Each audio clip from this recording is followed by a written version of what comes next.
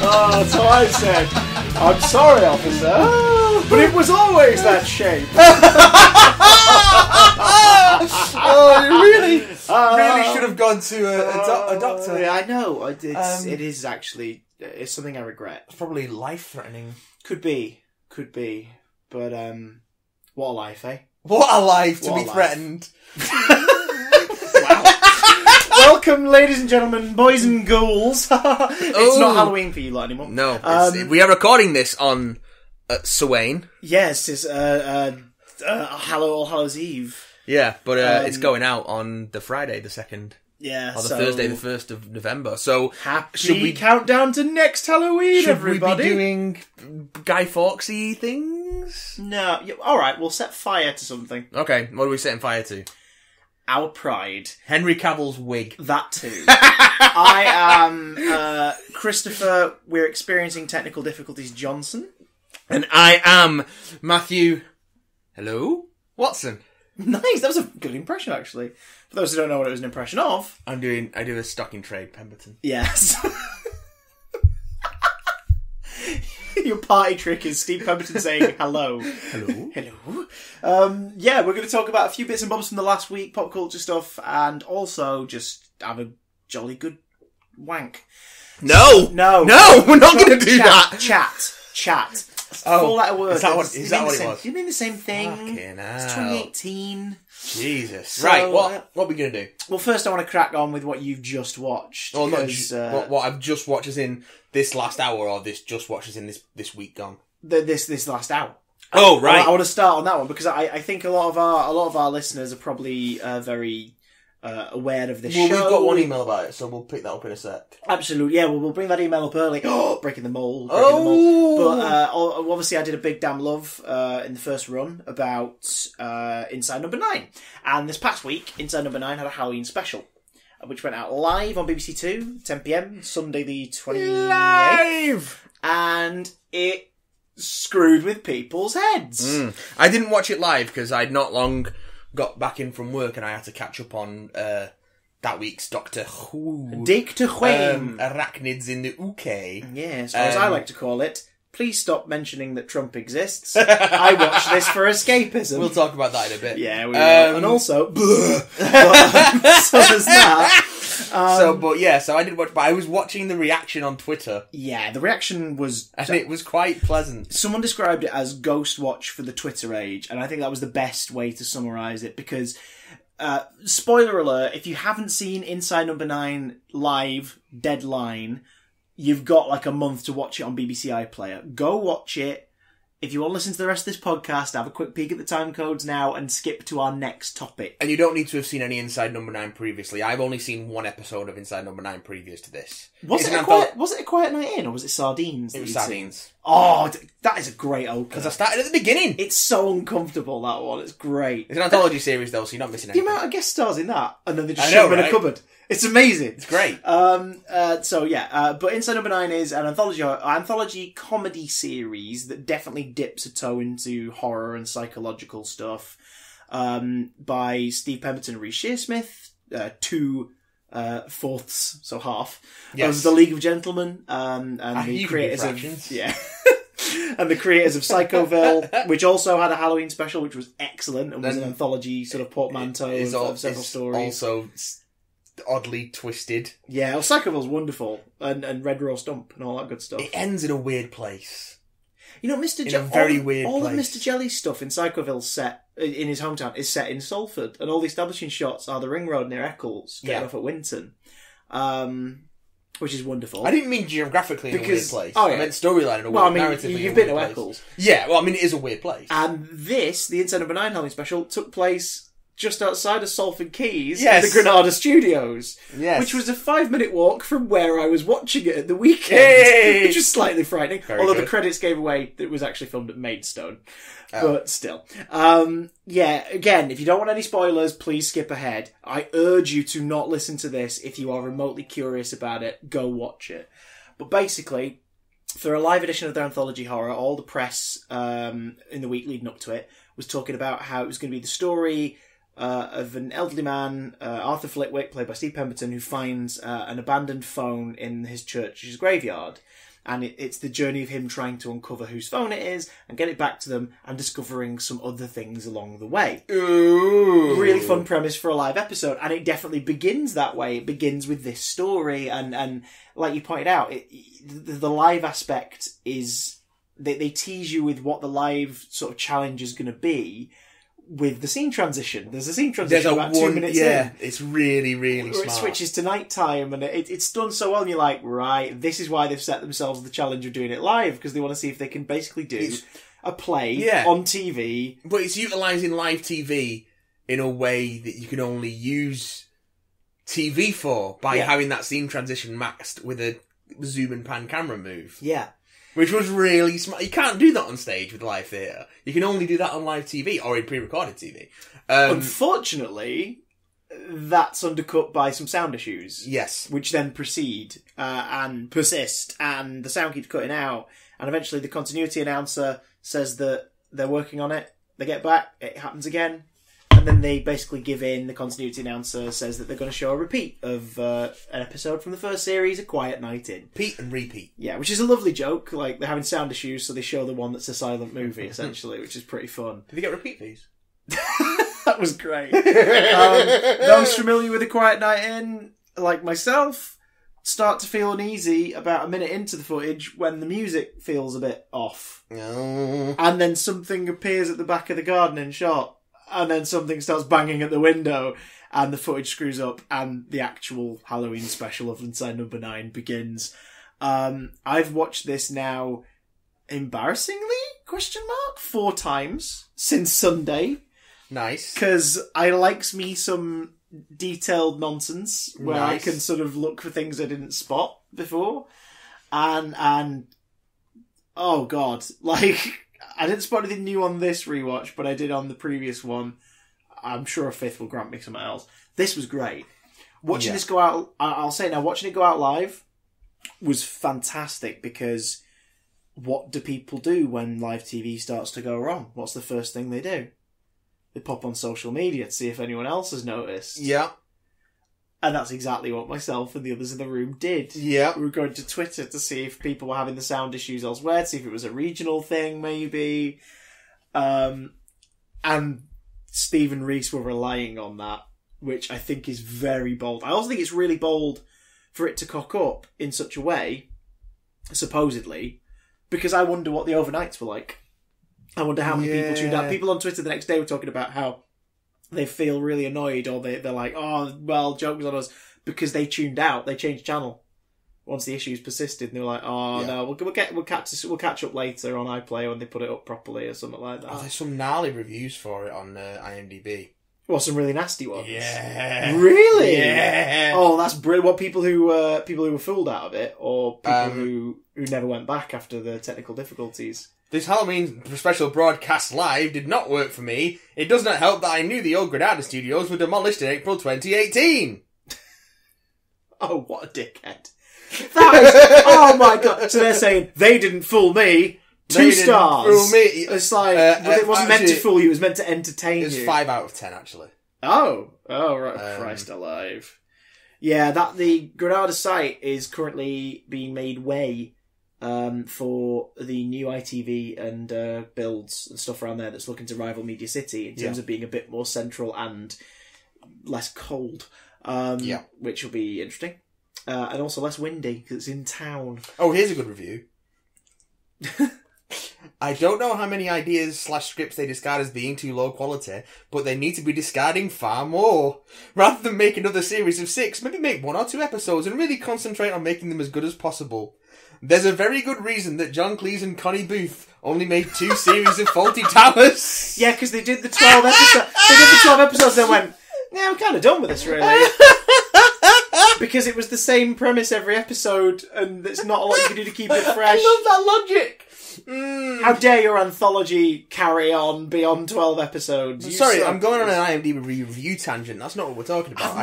They were just wonderful. I've noticed this. Inside No. 9 has made very angry people feel stupid. Yeah, do you think it's people who don't get it? Well, that's the thing. It's like it's not clever television in like a smug sense, but obviously a lot of the episodes, not all of them, but a lot of the episodes deal in a twist or It feels like or it's defying your outsmarting you a bit, expectation yeah. a certain way, and that's part of the enjoyment. The idea is you get to the end and you go, "Oh bloody hell! Oh, they got me." Do you know what I mean? Like that. That's it. Whereas there are a lot of people, I saw this on Twitter during and after this one, after Deadline, going, it's like, "Oh, they think they're so smart for doing this." It's like, Stu, I knew it wasn't that from the beginning. It's like, well, that's fine. Okay, fine. That's fine, but they're not trying to fox you. You're not a genius for not falling for their fictional program's narrative that's there to make you be entertained for half an Did you hour. see the twists coming? That was nice, though. Because obviously online, everything started to cock up. The joke that everyone was making was, "Oh, is this part of this episode's twist?" Not realising that, yes, it was. Yes. But then Reese references it by going on Twitter and saying, "Is this part of the twist?" Oh, fuck off. Really I love nice. Grumpy Reese. I want Grumpy Reese in everything, please. Like, if you listen to any League of Gentlemen commentary or watch any documentary on any of their stuff or the Psychoville stuff, Reese and Steve were being very true to what Reese and Steve are like. Which I think was really like Steve is sort of the very polite, like sort of wants to make sure everything's alright and everybody's okay. We'll just keep it ticking over and we'll try again later sort of thing. And Reese is very much the whole, they say we might be able to go back on 11, what, do it all again? Yeah, pathetic. It's like that. So it was great. And this is the second time they've written themselves, as themselves, plunged into a situation of their own making. Have you ever seen League of Gentlemen's Apocalypse? No, I've never seen Apocalypse. It's a meta story that's got nothing to do with the show. Yeah, they come into the real world, don't they? Yeah, the fictional world of Vasey is falling apart. And Bernice sends through, or is supposed to send through, I think it's Pauline herself and Dr. Chinnery to go through to reason with the creators. Because they believe the world's falling apart because it's been discarded. Yeah. And due to some stuff going on prior to that, Hillary, Jeff and Hare Lip end up going through instead. to meet with the first team that was sent through, which was an ill-advised team, according to Bernice, because the first people who went through were Edward Tubbs and Papa Lazarou. Which results in the premature death of Jeremy Dyson. So, like, they've already dealt with the idea of the creators sort of being punished by their own creation, which is a very sort of self-deprecating. Yeah, it's which is perfect for the League of Gentlemen. Like, it is absolutely those guys. A lot of people hate that film because they go, "It's not like the show," and it's like, well, it's not meant to be. They even take the mick out of other sitcoms turned movies in it. There's a bit where the characters are trying to propose to a couple of the gents, like a film for them that could keep the story going for a bit. It's like, how about they all go on holiday to Spain? And the hotel's not finished. It's just like, yeah, this is why they did this weird meta-textual headfuck film instead. Because the other route would just be, the characters go on holiday. There's a sort of through line between all the League's work, and it goes through into the stuff that Reese Shearsmith and Steve Pemberton have done together since. There's a sort of... This sounds like a contradiction in terms, because it kind of is. There's a sort of dour gleefulness to it. Yeah. Like, it is a sort of... Characters you like to watch, but would not spend a minute of time with. And they're all miserable. Yeah. And it seems like... Look at Psychoville. I know. And Daniel Kaluuya's character is the only nice person in all of Psychoville who's not a psycho. And the script... in some way. The scripts tend to take this sort of perverse pleasure in putting them through this mundane or awful shit. And then that comes back onto themselves. It's not 100 hands. You what? It's not 100 hands. Roman, is it? Like 16? No, it's 13. Get the fuck away from me.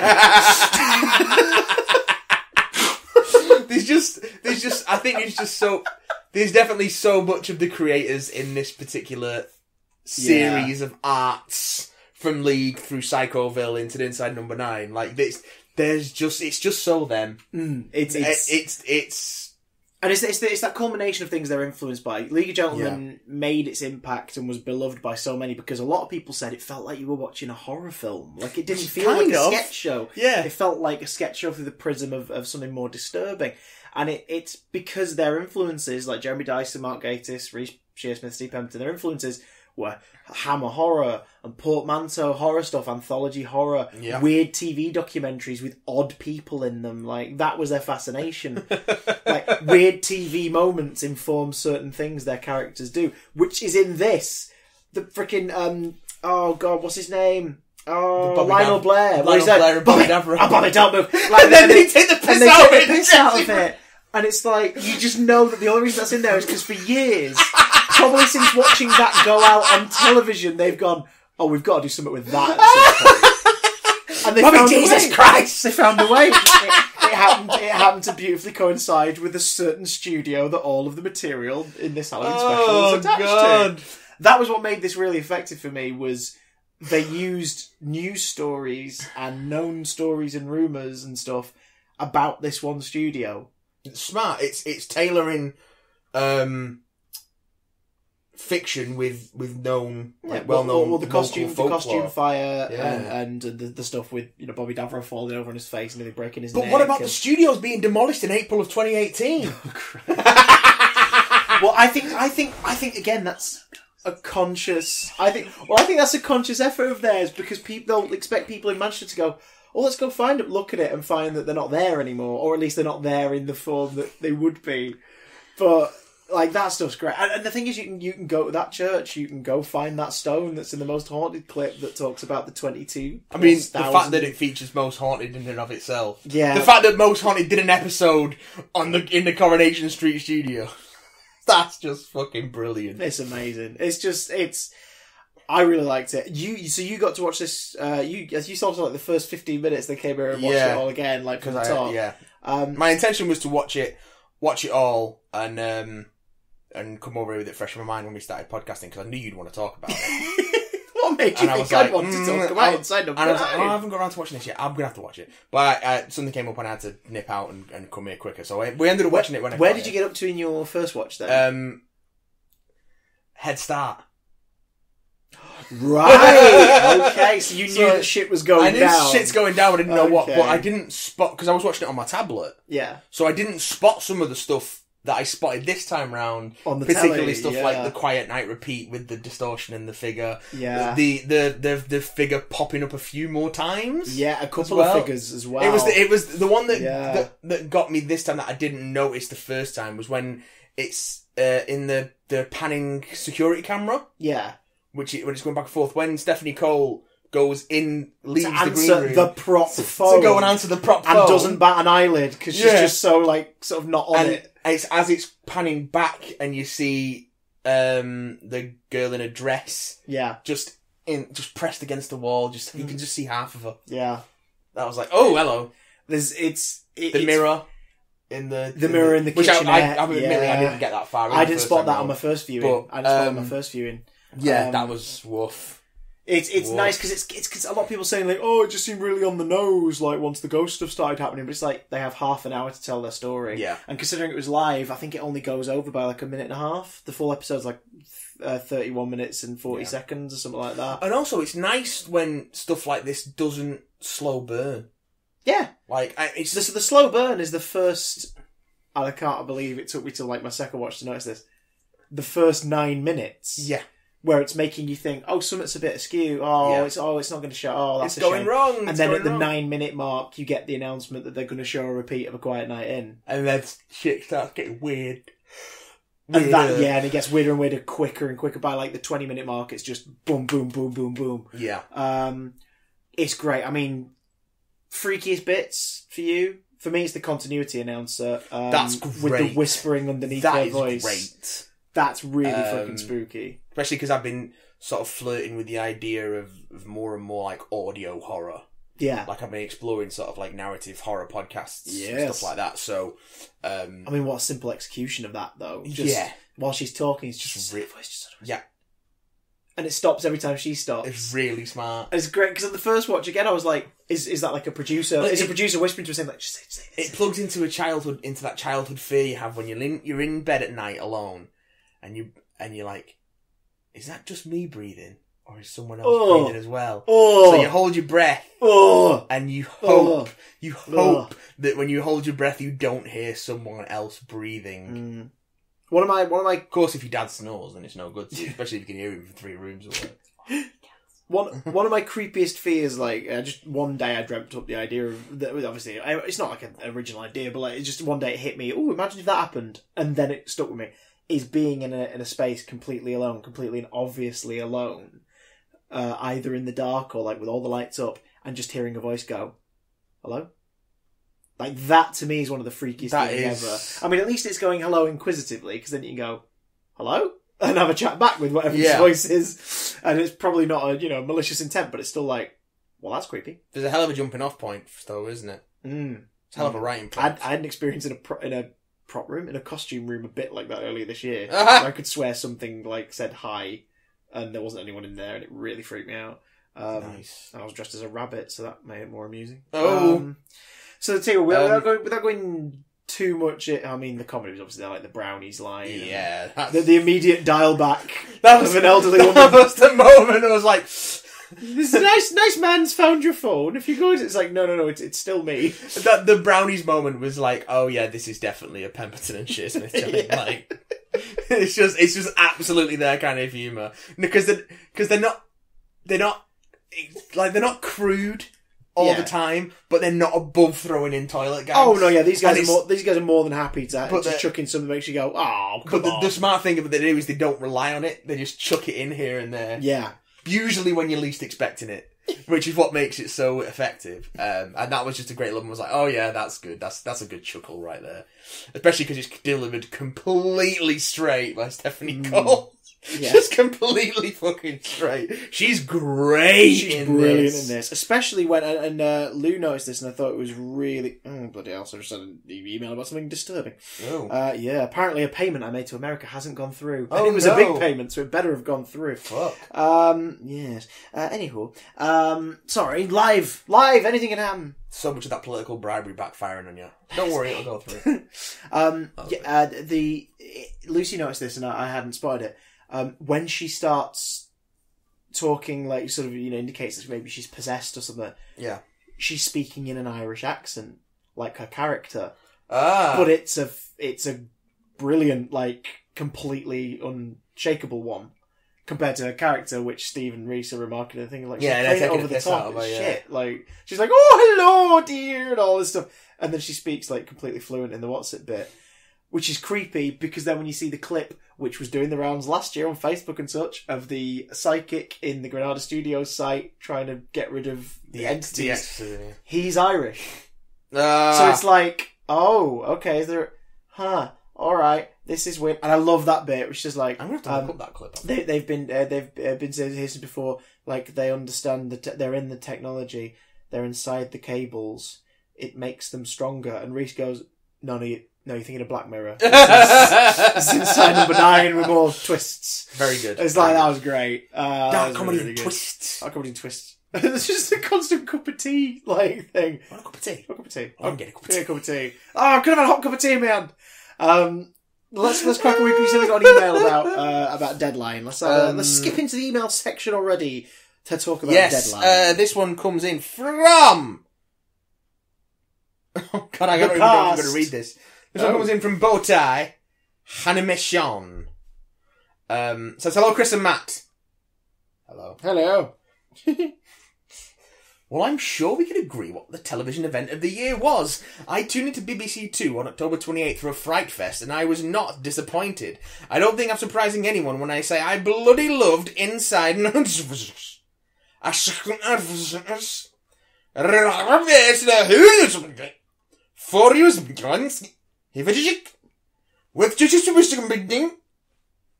life was about 12 and 43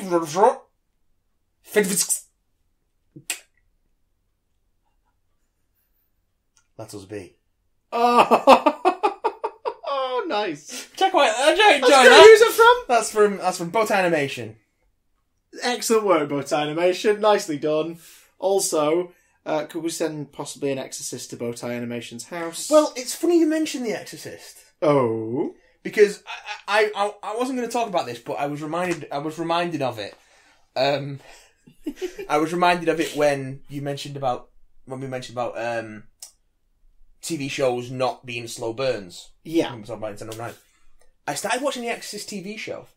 Right. Both seasons of it are on Amazon Prime. Which is not a spin-off of the Exorcist films in a direct sense, It is a it? sequel. Okay.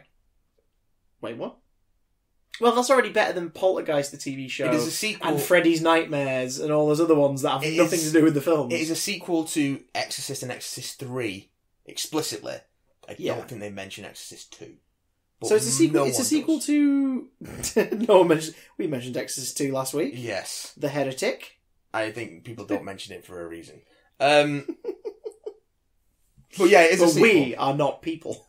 How direct a sequel is not necessarily clear at this point. I mean, I think I'm 6 episodes into the first season. And there's been a murder. The most explicit link is there's been one of the characters that is looking up news articles and finds the news article of the deaths on that night in 1970, whenever, and it's the picture of the staircase going down from the house. Oh, okay, right. So there is a visual acknowledgement. Yeah, of, that it is in fact that stuff that the events of this first movie at least happened in this universe prior to this show. Okay. That is a show that does not waste any time being completely fucked. Oh, is it really It goes for it straight out of the trap. Oh God. Okay. There's no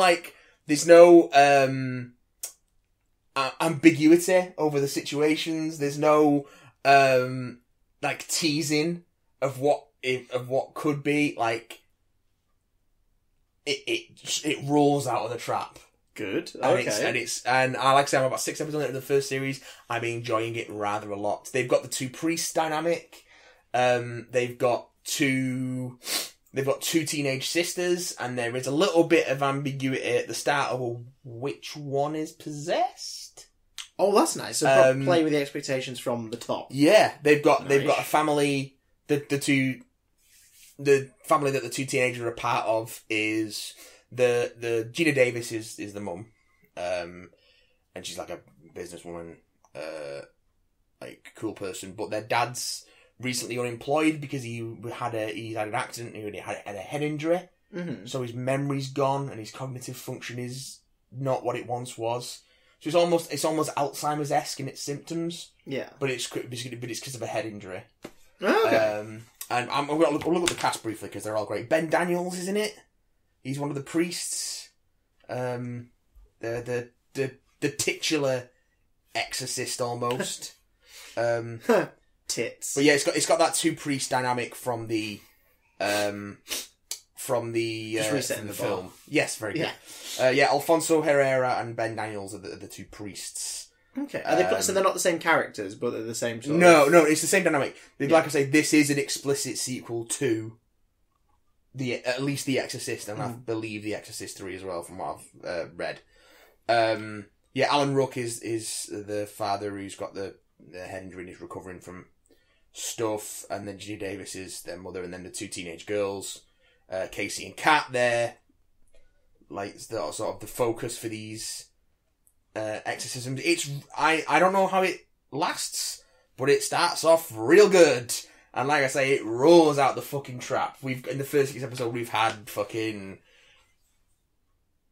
I think in the fucking pilot, you get a pretty rough exorcism scene. Okay. What year was this? What the sort of 2016 was the first series? Shit! This is recent. Yeah. Okay. All right. I knew it was like a good while after, but damn. Yeah, I think it's been cancelled after the 2nd season. Oh, that's always the bloody way, isn't it? Sure. It's always the way. I'm gonna look that up because if there's a 3rd season, I'm gonna get on that shit.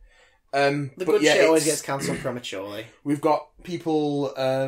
Oh yeah, it was cancelled. We've got people vomiting up blood and gigantic centipedes. Okay. A character vomiting up.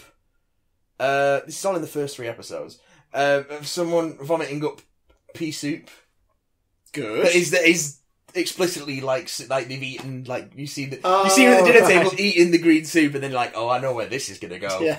And then like spray their bathroom with that, and then pull a gigantic centipede out of their throat Yeah. and into the toilet bowl. And by gigantic, I mean like 2.5 feet long at least. Let go, My phobias were... my skin was fucking crawling. There are creepy nuns who may be doing good or bad things. There's a priest pulling a gun on another priest. There's possible corruption in the Catholic Church. There's an upcoming papal visit to Chicago that's putting a sort of time limit on everyone. There's a creepy, abusive demon apparition who only one character can see and the others can't. This is in the first 6 episodes. It doesn't waste its fucking time. It doesn't keep you waiting for weird shit to happen. It just keeps throwing stuff at you. So that reminded me of that, and I thought it was worth mentioning because, you know, scary TV. Scary TV. And I'm gonna keep giving that a watch and give it a go. But the other thing I want to talk about this week, which I saw on Tuesday? Tuesday? No. Yesterday was Tuesday. Saturday. Saw it on Saturday. I can't... I've completely come unhinged in time. I don't know when I am. Nice. I mean, bad. I saw the new Halloween. Yes,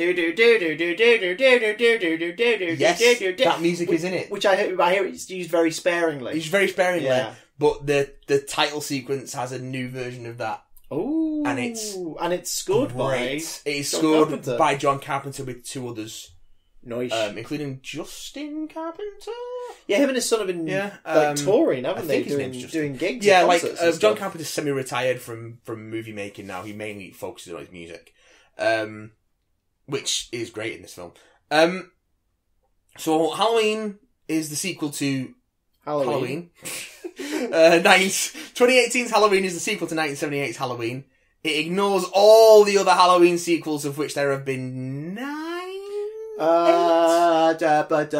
Halloween 2, Halloween 3 Season of the Witch, Halloween 4 The Return of Michael Myers, 5 is Revenge of Michael Myers, 6 is Curse of Michael Myers, Halloween H2O, Halloween H2O.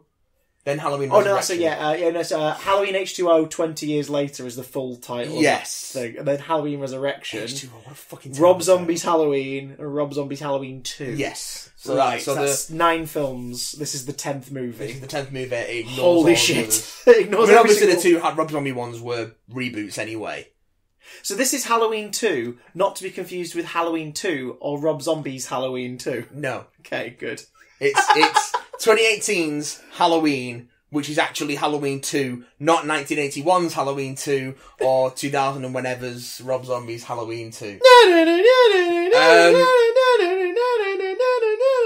confused, because so am I. And I'm going to continue the theme of this week by not messing around and getting right to it. It's fucking great. Yeah, I'm fine. Go and give it a watch, because I'm going to do some non-spoilery stuff, but I don't want to give too much away. What's the basic premise, for those who don't know? Basic premise is, it's been 40 years since the original Halloween. After the end of the original Halloween, Michael Myers is taken back into custody, and despite the efforts of Dr. Sam Loomis? Yes. To kill him and end him once and for all. He's transferred back to a maximum security facility, and he's been there for the last 40 years, not uttering a single word. Pair of true crime podcasters. Of course. Because serial's a thing. They go to interview him. One of them has his mask to try and get a reaction out of him. Nothing. October 30th, a bunch of prisoners are getting transferred to a new facility. Guess what happens? The transfer goes awry. The bus crashes and all the patients escape. So Laurie Strode, who has spent the last 40 years preparing for Michael's return, as played by Jamie Lee Curtis as well, returning to the franchise where she made her film debut. She's spent the last 40 years suffering from PTSD, preparing for his return. She was raising a daughter, and she was raising a daughter with all these survivalist techniques to the point where her daughter was taken off her by social services when she was 12. So she has a strained relationship with her daughter, played in this by Judy Gray, and complicated relationship with her granddaughter, played by Ali. I'm gonna have to look this up. Ali Oxenfree? Not Ali Oxenfree. That would be a great. That's a great title for a horror movie. Ali Oxenfree. Nice. Add it to the canon. Baby. It's going on with Canna Baby and Terrified. Fantastic. You just wait till I get my Full Moon Studios-esque production company started up. I will take you on a ride. Take you on a ride to 1989. What is her name? Andy Matichak. Andy Matichak. Is Alison, who is the granddaughter of the Strode granddaughter. Judy Greer is Karen, who is the Strode daughter. So, yes, the bus crashes. Yes, Michael gets loose. He heads back towards Haddonfield, and Laurie Strode is getting ready for him. Yeah, she is braced and... She's braced and ready for action. Eager? But of course, there's that strained relationship between her and her daughter, where her daughter's like, he's not coming back, it's fine, you just need to move on. Yeah. And the granddaughter's like, Grandma's cool, but our relationship's weird. And look, you can guess what happens. It's Haddonfield on Halloween, and Michael Myers is loose. Yeah. And boy, is Michael Myers loose. And this film actually, it straddles a really nice line between the, like, gonzo gore of the later sequels and the very restrained style of the first, where a lot of it you just see the aftermath of the violence. Yeah, well, like when you get into a certain bedroom, like in the first one, there is that whole thing. And once you get there, you realise, oh, he's been busy tonight. Oh yeah, he's been really busy tonight. And you definitely get some of that. Like there is some really gnarly on-screen violence, but it's balanced with some much more restrained moments. Yeah. So it kind of has its cake and eat it in that respect. Does it play on the semi-supernatural element of the later films at all? Because that first film doesn't at all suggest that Michael Myers is anything more than a man, other than he is pure evil in human form. But then the later films kind of go, the reason he keeps surviving is because there's more to this. It discards all the mythology of the sequels in the same way it discards the sequels altogether. Mm-hmm. To the point where some dialogue even pokes fun at it. Okay. Like this, in the later sequels, there's stuff about Laurie being his sister. Yeah. And him having to kill all his family members because of some weird curse. And in this, like, the granddaughter, Alison, outright stays like, yeah, some people have this weird thing that my grandmother was his sister, but I don't know where they got that from. Like, there is dialogue like that peppered in throughout the movie, which is just outright... This ain't your daddy's Halloween franchise. Some of the weirdest shit that came from the sequels. There's even a point where Jamie Lee Curtis's Laurie walks up to the new... to Michael's doctor in this, and straight up says, verbatim, "So you're the new Loomis." Because, of course, Donald Pleasance is no longer departed. His final role was Halloween 6, wasn't it? Curse of Michael Myers. Possibly, I have no idea. I saw it recently in something. He passed away during post-production. Now, in this, Loomis has been succeeded by Dr. Sartain, played by Hillock Bilgener. Hillock Bilgener, who is great in this. Also, Will Patton is the town sheriff. Well, not even the town sheriff, just one of the town policemen, who is revealed to be one of the policemen who took Michael into custody on that night. Right, okay. And stopped Loomis from killing him. Right, implying that after what we saw at the end of it, well, that's what they say. Away. They say after what happened is he was taken into custody late that night, and Loomis tried to kill him. Okay. But Will Patton's Officer Hawkins was there and was on duty that night and stopped him from being killed, which he has regretted ever since. Okay. Nice. And as you can imagine, that plays into what happens here.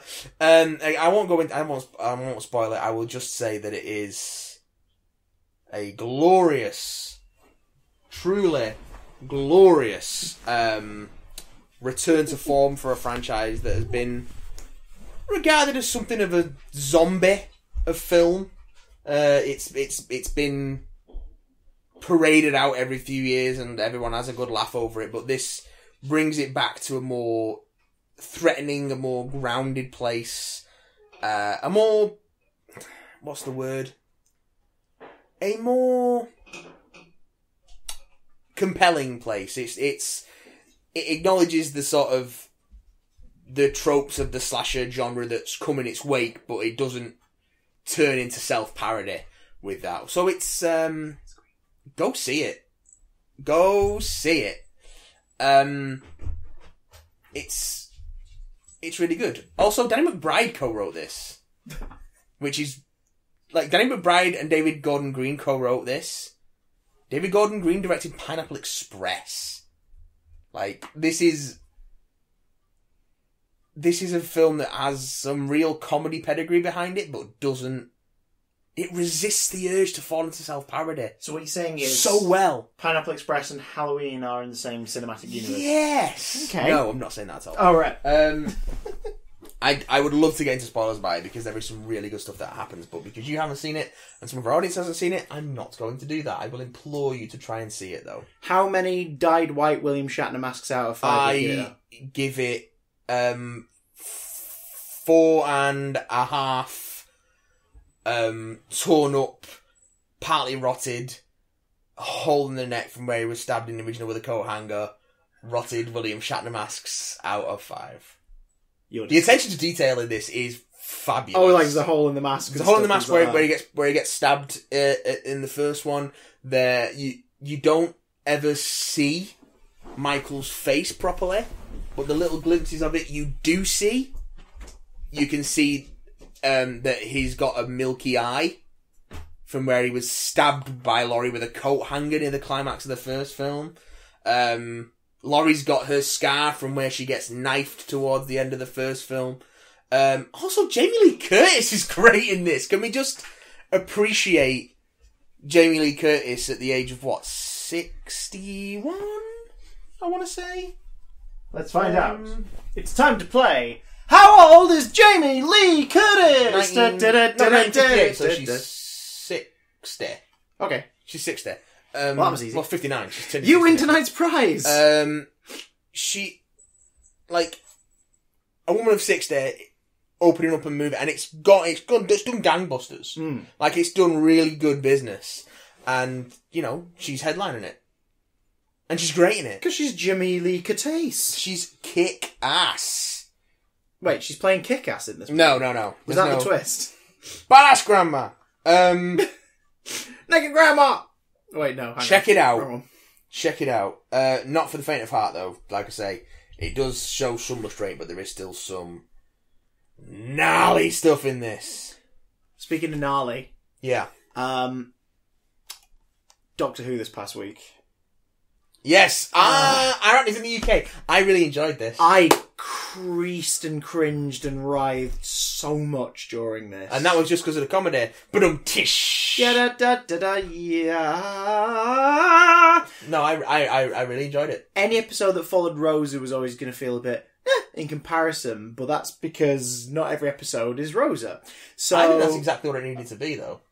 So that being said, it was B-movie fluff and fun and silly and daft and absolutely and whatnot. Albeit not, I don't think it was a tremendously strong episode, but it was definitely a really fun one. Yeah, I don't. It wasn't. But it wasn't strong. It was fun. Yeah, and funny. Yes. Oh my god. Yes. And because I was watching it, and I kept turning to Kanish throughout the whole thing with a big grin on my face, going, "This is great. Yeah, this is great. This is funny. This is what the show needs to have been for like the last 6 years and hasn't." But like, not holding back on the creepy factor as well. Oh no! I think this is the first Doctor Who episode in quite a while where it has aimed to get people hiding behind cushions. Oh yeah, and not just the arachnophobic, just some of the choices of shot as well. For the effects were brilliant. Yeah. Like they were so good. It's little things that made it work for me. It's the scene of Graham having to lure one.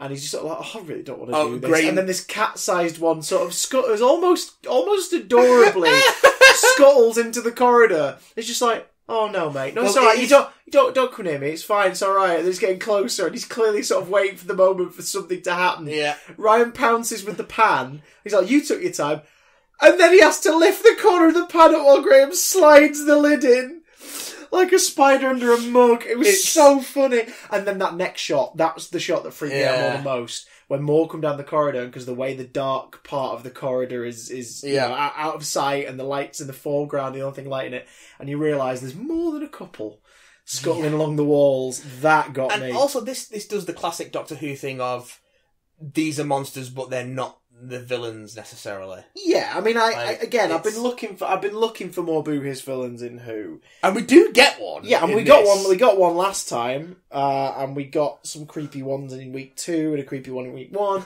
and we do get a baddie in this. Chris Knott's Jack Robertson. Yeah, who I don't know if I loved or hated. I loved him. I think I'll love it if he comes back. Like if we see him again later, I think that will be quite clever. A lot of people have been pointing out online as well that the villains or antagonists this series have escaped. Yeah. In episode 1, Tim Shaw gets away, albeit possibly on the way to death's door, but he's you know, if he teleports back to his ship, he'll be able to save himself, and that's the whole point of what he does. Yeah. Week 2, the guy in charge of the competition and everything disappears. And he's not really a villain. Well, he's sort of the baddie that week in that it's all because of him and it's unnecessary and all this stuff. The situation's more of the adversary in that. Well, he's the antagonist. Antagonist. The closest thing it has. Although they're working through, Krasko gets zapped into the past. Yeah. And then this week, Robertson leaves without consequence. Yeah. And we know he's running for president in 2020. A common criticism was that it just sort of ends abruptly. Yeah, I felt that a little. But I'm like, do we actually really need to go into the, we got them all in the plan works.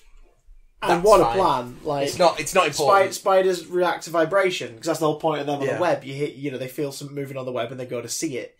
So how better create vibration than by blasting Stormzy out of a sound system? But what's important is not pretty funny. What's important is not that the visual was so odd. Just like that track blasted. It keeps cutting to shots of giant house spiders scuttling down a corridor. It was quite fun. I hated the spiders. I don't mean the effect; they were amazing. Yeah, but they picked my least favourite kind. The sort of the common house spider. Yeah, like that is garden spiders, adorable with the big fat bums and the little legs. Big fat bums. They're adorable. They sit in their webs. They mind their own business. They're great. Yeah. Tarantulas. Yes, they're freaky, but I'm only ever going to see them in zoos. Do you know what I mean? Zoos. So I can observe them and go, oh, that's a fascinating, weird sort of mutant hamster. Oh, unless your brother escapes when you're all alone on Christmas and your family have gone away without you, and you try and climb his shelves to steal his money. You know, I admire it if someone recut Home Alone to Kevin getting bitten by the spider and dying of an infection halfway through. What if someone recut Home Alone to Kevin getting bitten by the spider and becoming Spider-Man? Matt, that's not how it works. That spider needs to be irradiated in a 60s era radiation demonstration, which for some reason is open to children. We don't know what Buzz had going on in that room. Yeah, we do. Pot, probably. Pot and a shoebox full of porn. That was what was going on in that room. That's what was going on in that room. Anyway, Arachnids in the UK. Yeah, but house spiders just... are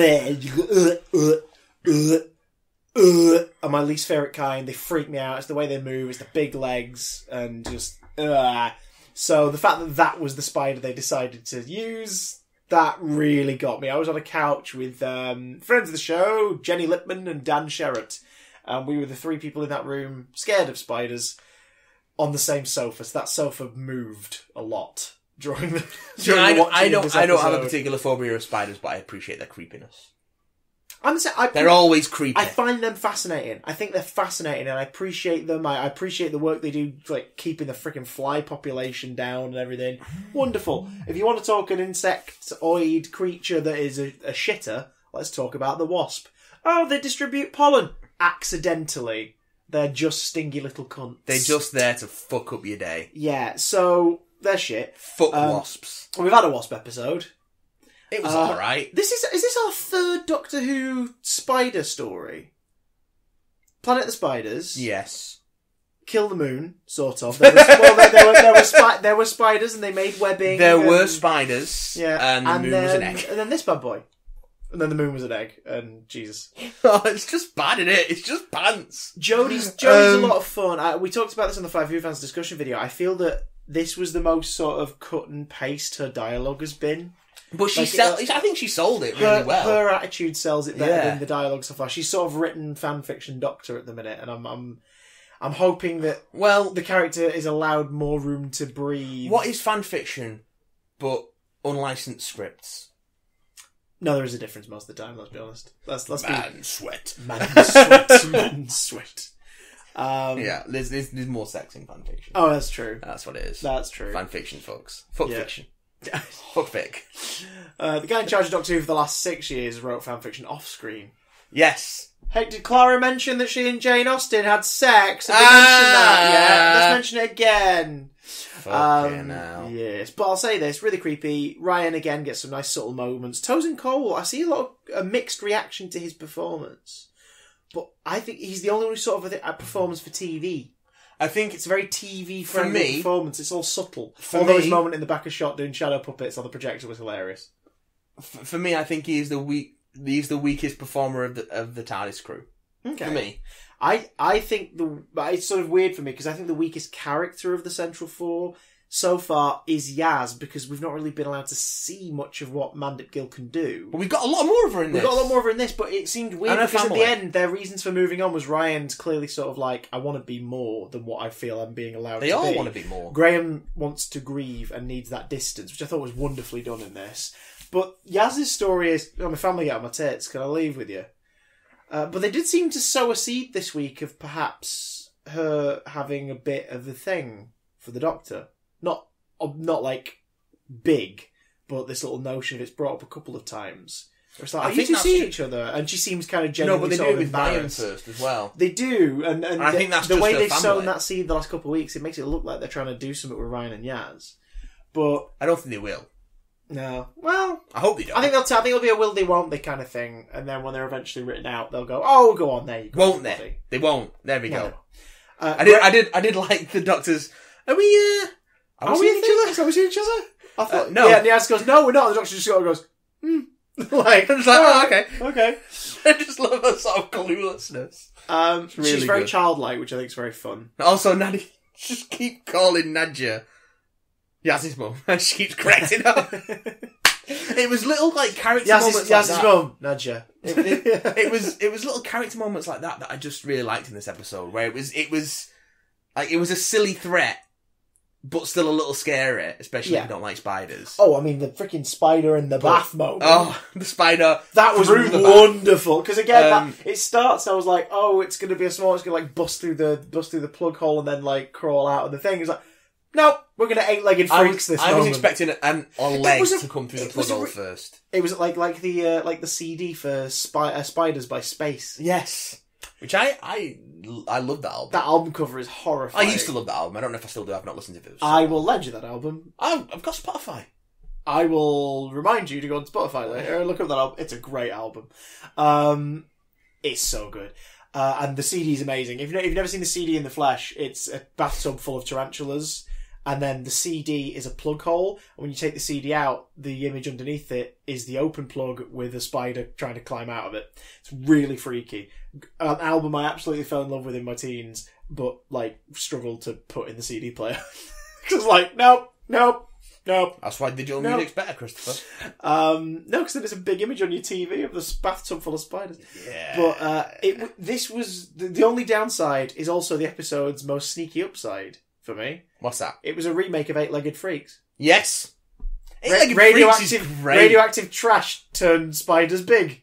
Make big spiders be spider bigs. Big spider. How good is 8-Legged Freaks? It's just the spiders running around everywhere going. It's a creature noises provided by Frank Welker and stuff. It is gremlins but spiders. You 8-Legged Freaks.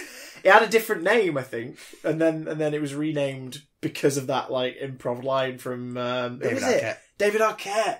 Remember when David Arquette was a star of it? Was a star? Let's be honest, the Spiders were the star. He's a wrestler now, David Arquette. Is he? Yeah. What the hell? I don't know. Eight-Legged Freaks 2. Let's do this thing. Suplex the spider. Just punches him in the face. Tombstone that tarantula. Sharknado's over. We need a new franchise. Oh, there's already plenty of spider-led horror franchises that go straight to video. Trust me. Yeah, Spider and Spider 2. I remember seeing them in Matalan a lot when I was a kid. There are others. I'm sure there are. Do you remember they used to be on the end of supermarket aisles? Like, the little stacks near the counter. You still always occasionally have, get some of those. Yeah, but the VHS ones, this big bulky box with four videos in of these sci-fi original movies. Yeah. They're all sci-fi original movies. They all have great covers. Always have great covers. Yeah. Always look like dog shit when you watch them. There's one in our local Asda at the minute that's called the Jurassic Pack. And it's got 3 movies. Two from this year. Sorry, none of them connected. The Jurassic Pack. The Jurassic Pack. 3 movies, 2 from this year, none of them connected in any way. All of them dinosaur movies. Straight to DVD dinosaur movies. Sure. From the last couple of years by this one studio. Sure. But yeah, it's the fact that the spine of the DVD is Jurassic Pack. In white font with like a red inlay. And it's Jurassic Pack. Well played, straight to DVD market. That's like the Jaws 2, 3 and the Revenge box set. I can't believe that is a thing. We've so got that. Good. I can't believe it's a thing. It's like I picked it up because I'm like, why is this cheaper than Jaws on its own? Oh, it doesn't have Jaws in it. It's just the sequels. Okay. Just the sequels? How dare you talk down the sequels so much? I didn't buy that. Anyway, let's do some emails. Emails. Now we've got an email jingle. Let's do some emails. Your emails make me tingle. I'm never going to sing that again. Anyway. Remix next week. Jacob comes in and says, hello, big damn cutters. Hello, big damn Jacob. Arachnids in the UK was good. Definitely not as good as last week, but still good. First of all, I want to say I hate spiders. You're in good company here, Jacob. Squire. I don't really have a lot to say, to be honest, that I haven't said before. The spiders look great, especially when they were in the dark, properly creepy. It's like the new series version of The Green Death. The character of Jack Robertson was a great character, but horrible person. What I thought was interesting was he basically left his bodyguard to die, but he never seems to face the consequences for that. He gets out of the episode relatively unscathed, which surprised me. Last thing in the episode that I really liked was that Yaz got some character development. Yes, that was good. It was good that it was there. I kind of wish we could spend more time with her though. I do like the fact that the villains keep getting away. Yeah. I don't know why I like that. I just think it feels like it's building to something. It feels like it feels like it builds something. It also feels kind of depressingly real. Yeah. Like the bad guys don't get their comeuppance. This is definitely 2018. Also, I forgot to send in my top 3 favourite classic Who stories. Oh, snaps! So here they are. Couldn't pick just 3. No one who emails in can count. Apparently. It's like, have you ever watched the Jackmate videos on YouTube about Love Island? Wow, that was an angry cat. He's done a couple of them now for the last couple of series of Love Island where he watches episode 1 and then it concludes with, yeah, this is terrible television, but it's the bit of the contestants are introducing themselves, and a common thread throughout all of it is each of them is told to describe themselves in 3 words, and only like one of them out of the 2 videos has ever actually used 3 words. Now, I'm not saying our listeners are the cast of Love Island. But what I am saying is, we don't know if our listeners are the cast of Love Island. If you are, give us a shout out. It's good for the numbers. Anyway, number 5, The Time Warrior. It's silly and amazing, and it's Sarah's first story. Yeah, Time Warrior is a lot of fun. Number 4, Planet of the Spiders, or as Jacob's written it, Planet of Spider, which I think is an even better episode. Planet of Spider. Yeah, it's just a planet that's a spider. I mean, yes, I would watch that. Good. That would be so good. Ego, the spider planet. Oh god, could you imagine? So the abdomen is just the planet, and in its orbit there's just these 8 gnarly little rings. From a distance, you think it's like a planet surrounded by rings, and then it turns round and it's a spider. It's just a spider chilling in space. Brilliant. Oh my god! With a Green Lantern ring on its butt because it's also a Green Lantern. like Mogo. Okay. Or a Yellow Lantern. No, Yellow Lanterns had a city. They had a city that was a Yellow Lantern. Of course they did. Because... Comics are weird! Yeah, Planet of the Spiders, it's about an episode and a half too long, but it's wonderful and great. Can't argue that with that, can you? Yeah. Remembrance of the Daleks? It was in my top 5. Mm. It was in my top 10. I don't know if it was in my top 5. I can't remember. It's probably changed by now anyway. To number 2, The Five Doctors, because it's The Five Doctors. Five Doctors is rubbish, but I get it. I love it. I get it why people like it. It's so much fun. I think people like it because it's... Do you like it because it's pants? No, I like it because it's just this warm, cuddly bank holiday blanket of television. It's a Doctor Who movie starring... So you a returning Patrick Troughton being amazing and John Pertwee being lovely, and also and Ainley having a ball, and Richard Hurndall. The TARDIS, easy as pie. And number 1, The Happiness Patrol. Really? I love the political stuff, and it has one of the best Doctor Who scenes ever in it, where the Doctor takes a scroll of paper and throws it so it unravels down the flight of stairs. I mean, yeah, nice. I've not seen The Happiness Patrol, so I have no context for that. Ta-ra for now, Jacob. Thanks, Jacob. And finally... TTFN, Jacob. And finally... Oh. Is it me? It's me, isn't it? No, it's Tom Monty. Tomothy. Bartholomew. Montague. Balthazar Montague. Oh, God. Balthazar is a thirsty bitch. And sent a postcard. What's that from? Trick or treat, Chris and Matt. Not to suggest that I celebrate or enjoy Halloween, because I don't.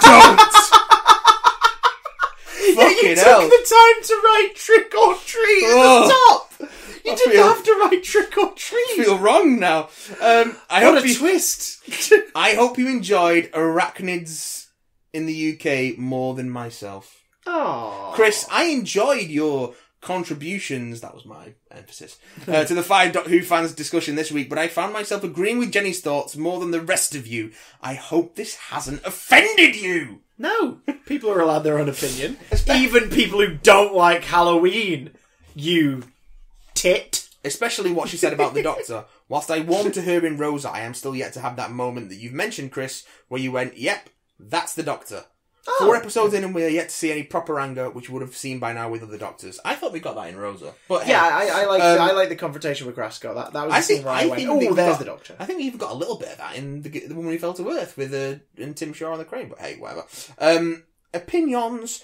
I just want a moment in the same fashion as when 10 got pissed off at Harriet Jones, notably in his first episode, or when 11 got angry at Amy for pressing the wrong button in The Beast Below. I hope she grows on me, but at the moment I'm finding her annoying more than anything, with her unfunny jokes being rather excessive. See, I like her jokes. I like the humour in it, so she's got me there. It's nice and light again. It is light. It's light, but not fluffy. Not too fluffy. A little fluffy, but not too fluffy. Have you been coddling an egg again? I've been coddling eggs, sorry. Really got to stop doing that. My microwave smells real bad. Do you feel what I'm saying about the lack of anger? I just think it's pivotal? No, I can't read. I just think it's pivotal for the Doctor's... Pivotal.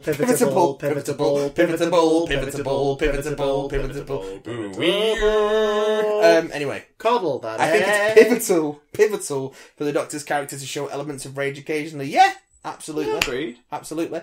Really disliked Stormzy's role in the episode. I loved Felt that. extremely forced, and I can imagine Chibnall thinking he's all down with the kids now.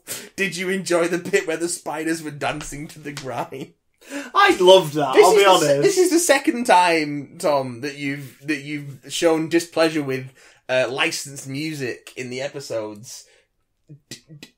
Do you not like the music the kids are listening to nowadays? Genuine know about that, actually. I wonder if some of that's to do with the more orchestral feel to the show since the reboot. Maybe. Because obviously Maury Gold's compositions for it was very orchestral and big and sweeping, and the use of pop music throughout the previous 2 eras of the show was very slight. I think it was End of the World, Love and Monsters, and Vincent and the Doctor. Off the top of my head, those are the only ones I can think of where pop music's used in the soundtrack for the episode at any point. But I didn't mind it. I think it was funny. I think it was funny because it was very much a character beat for me.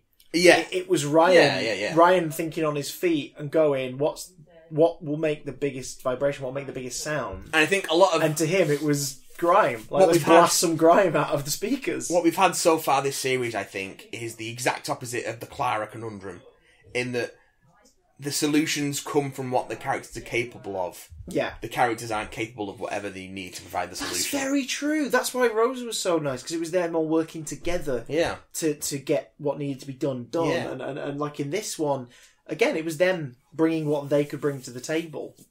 It's like Rose. It's like, in Rose, where even in that moment, she has no idea what she's going to be able to do and if she can save the day, but she's like, got no thingies, got no job, got no grades. But I'll tell you what I do have. Like junior gymnastics medal, like age 11 to 14, whatever. I got the bronze, and she does the swing to kick the auto. And you're like, it's very much like, what does the character bring to this moment? Yeah. What can they do? So I dug the Stormzy gang just because it was Ryan's input of how do we make that vibration. I'm gonna blast some grime. It was funny. I just that image of like a bunch of spiders like scurrying along all excited down this corridor while Stormzy's blasting through. I don't even like grime, but I appreciate that. Love Tom Monty. P.S. I enjoyed Graham, apart from the bit where he and Ryan turned around to see dozens of giant spiders coming towards them, and he just casually said, "Quick, leg it," or something along those lines.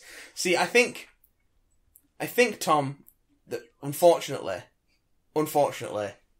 that you and I like and dislike this series of Doctor Who for the same reasons. I think I like all the things you don't like about it. I'm sorry. I'm going to conduct an experiment as the series progresses. I love that about Graham, though. I love that he's like, "Oh, spiders, leg it!" He's not like, "Oh, run away!"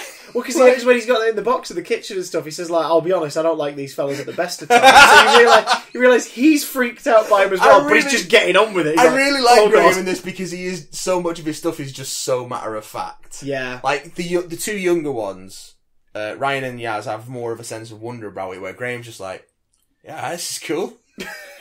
Alright.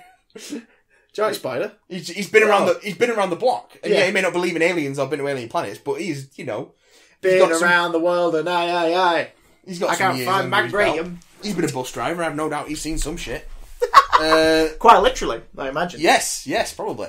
I've been on public transport. Anyway, that's it for this episode. This episode of the Big Damn Quest. Not to be confused with the Bogdomgoms. The Bogdomgoms. Or the Weekly Telegraph. Christopher! Matt! Where can the children find us if they need candy? There are 4 jokes I want to tell right now. But they're all incriminating and tasteless, so I'm not going to. Remember James Gunn. At Big Damn Cast on Twitter. The Big Damn channel on YouTube. You can listen to Big Damn Cast on iTunes, SoundCloud, and the podcast app every week for free, or you can watch it on YouTube every Friday should you wish. You're using one of those methods right now. Congratulations. You can also hit one us of up the methods that you're already using. If you want to get in touch, bigdamncontact@gmail.com. Let us know your thoughts. Any thoughts, just not that one. Filth. And of course, Big Damn Stream on Twitch if you want to catch any of our live broadcasts. We've got some more shows coming out in the next week or so, including Matt's Conclusion. Should be out actually. That'll be out by the time this drops. To your Batman Arkham Asylum replay. Yes. There's a new Big Damn Love featuring a certain wall crawler on the way in the next few days as well. Thwip. So get your hands out for that right now. Yeah. And aside from that, just be good to each other. Don't do that thing or the other one. And remember, if you have an infamous mass murderer in your custody, don't let the bus crash.